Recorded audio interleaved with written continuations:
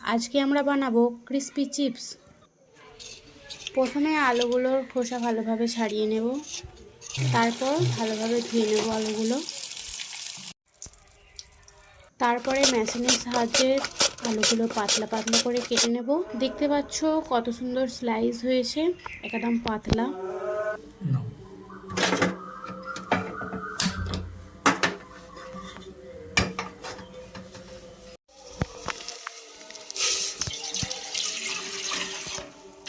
তারপর জলে তেল লবণ দিয়ে ফোটানো পর্যন্ত অপেক্ষা করতে হবে।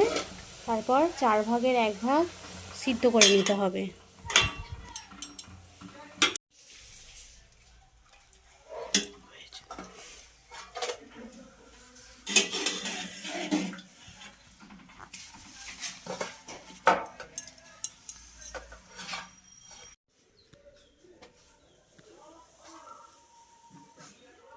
এবার এক্সট্রা যে জল রয়েছে কাপড়ের সাহায্যে সেগুলো শুকিয়ে নেব।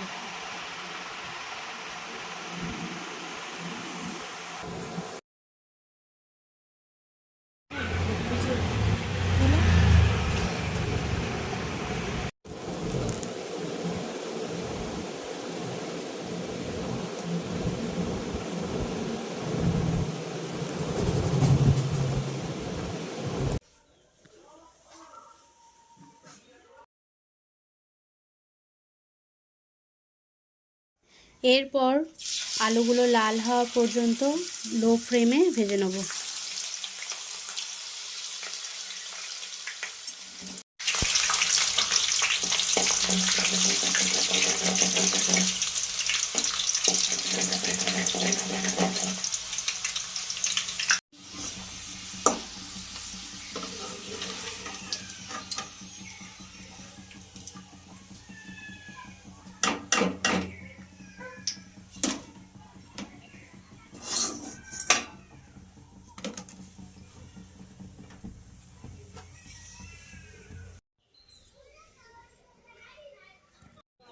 এরপরে আমরা কি বানাবো সেটা আপনারা কমেন্টে জানাবেন।